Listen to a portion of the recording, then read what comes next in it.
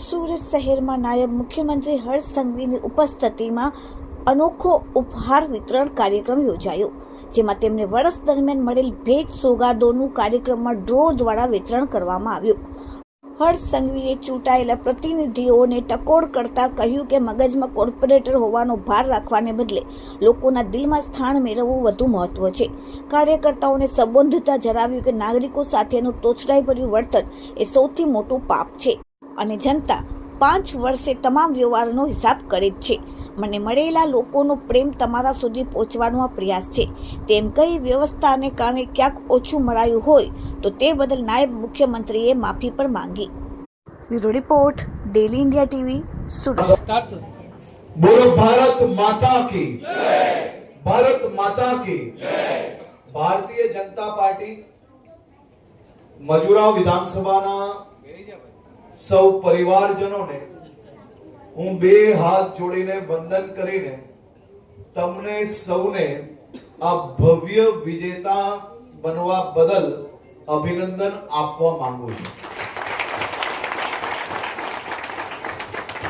મજૂરા વિધાનસભાના સૌ ચૂંટાયેલા પ્રતિનિધિઓ, સાથે સાથે સંગઠનના સૌ હોદ્દેદારો અને બૂથ પર કામ કરતા મારા સૌ ભારતીય જનતા પાર્ટીના સાથીઓ, હું આજે ચૂંટાયેલા સૌ પ્રતિનિધિઓને સર્વપ્રથમ અભિનંદન જોડે જોડે આ ભારતીય જનતા પાર્ટીના બૂથના એક એક કાર્યકર્તાઓની મહેનત થકી છેલ્લા વર્ષોથી જે પ્રકારે આ કાર્યકર્તાઓ દ્વારા મારા વિસ્તારના પ્રત્યેક નાગરિકોની જે સેવા કરવામાં આવે છે, વિસ્તારના પ્રત્યેક નાગરિકોની નાની મોટી ચિંતામાં આપણો ભારતીય જનતા પાર્ટીનો કાર્યકર્તા એ હંમેશા ખડે પગે એમની સાથે ઉભો રહે છે.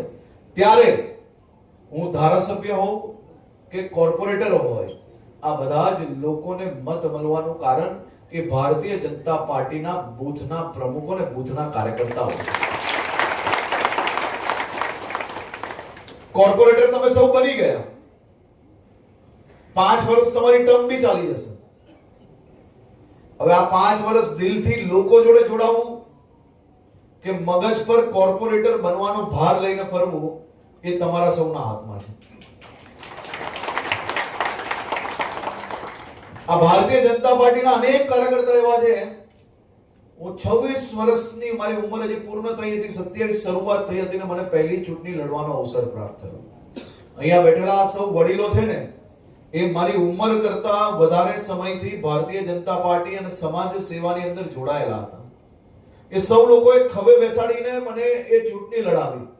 એવા અનેક કાર્યકર્તાઓ અહીંયા છે જેમને સમાજની અંદર રાત દિવસ કામ કરીને ભારતીય જનતા પાર્ટીને આ વિસ્તારમાં મજબૂત કરી છે.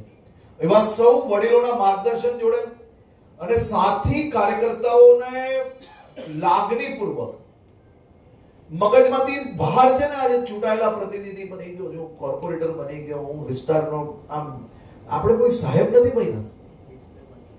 આપણે આપણા વિસ્તારની સેવા કરવા માટેનો એક કંઈક ને કંઈક પાર્ટીએ તમને જવાબદારી આપી છે. બાકી એવું છે કે વ્યક્તિને કોર્પોરેટર બનવાનો અવસર મળી જાય, પણ એ હોદ્દો લઈને મગજ પર ફરશો ને તો લોકોના દિલમાં જગ્યા પ્રાપ્ત નહીં કરી શકશો. અને જેને જે નેતા કાર્યકર્તાઓના દિલમાં જગ્યા પ્રાપ્ત નથી કરી શકતા, એના પોતાના વિસ્તારના નાગરિકોના દિલમાં જગ્યા પ્રાપ્ત નથી કરી શકતા, એવા નેતાઓ જીવનભર ખાલી માત્ર હોદ્દા લઈને ફરશે, પરંતુ નેતા નહીં બની શકશે.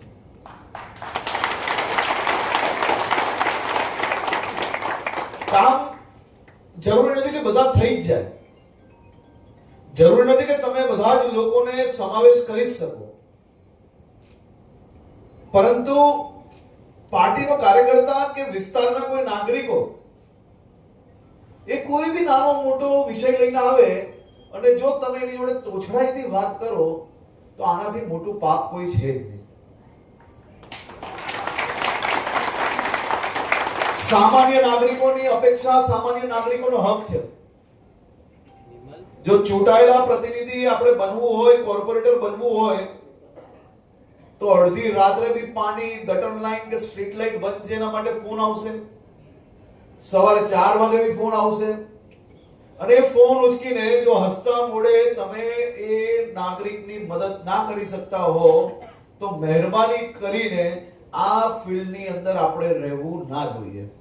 કારણ કે ચૂંટાયેલા પ્રતિનિધિઓ પાસે એમના વિસ્તારના નાગરિકોને 2-5 વર્ષે એક જ વાર કામ પડતું હોય અને ત્યારે આવા કામ માટે ફોન કરે અને તમને કંટાળો આવતો હોય, તમે મોડા ઊંઘ્યા હો, તમે થાકેલા હો, તો એનો ગુસ્સો એ સામાન્ય નાગરિક પર ઉતારો કે તમે તમારું નુકસાન જે કરતા હો એ પણ બૂથનો જે કાર્યકર્તા વર્ષોથી મહેનત કરીને બૂથ પર ભારતીય જનતા પાર્ટીનું કમલ ખીલાવ્યું છે ને એના કરેલા કામ પર પાણી ફેરવવાનું કામ કોઈ કરવું નહીં.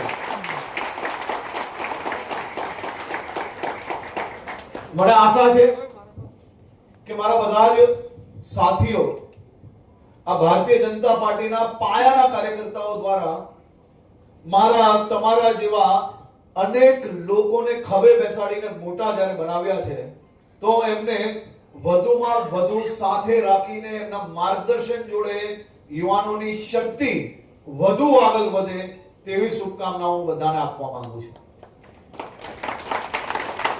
તમે સૌ લોકો યુવા હશો, મોટા ભાગના લોકો વધુ દોડી શકતા હશે, તમે ટેકનોલોજી જોડે જોડાયેલા હશો, પરંતુ એટલું 100% ધ્યાન રાખજો કે જો વડીલોનું માર્ગદર્શન નહીં હશે ને તો ગમે ત્યાં લીપસી જશો, કાદવમાં પગ પડી જશે.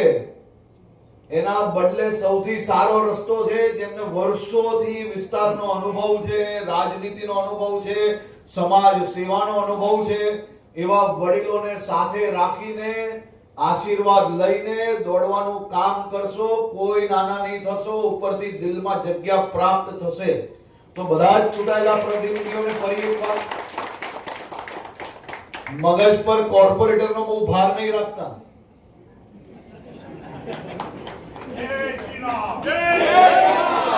કારણ કે કોર્પોરેટર તો છોડો, મારા જેવાય અનેક જણ ઉપમુખ્યમંત્રી બન્યા હોય, મુખ્યમંત્રી બન્યા હોય, મંત્રી બન્યા હોય, સંત્રી બન્યા હોય, તંત્રી બન્યા હોય, ધારાસભ્ય બન્યા હોય, અનેક બન્યા અને અનેક જતા રહ્યા. આપણે જીવનભર યાદ રાખવાનું છે કે લોકો, નાગરિકો એ જ આપણો પહેલો ધર્મ છે. એની જોડે તોછડાઈ ભરવું વર્તન, એની જોડે ગુસ્સે થવું, કે એની જોડે અકલાઈને વાત કરવી, કે એના કામ પર ધ્યાન નહીં આપવું, કે એને સાંભળવું નહીં, એ સૌથી મોટું નુકસાનકારક છે. એટલે આપ સૌ લોકો આ દિશામાં જરૂરથી કામ કરશો, મને 100% વિશ્વાસ છે.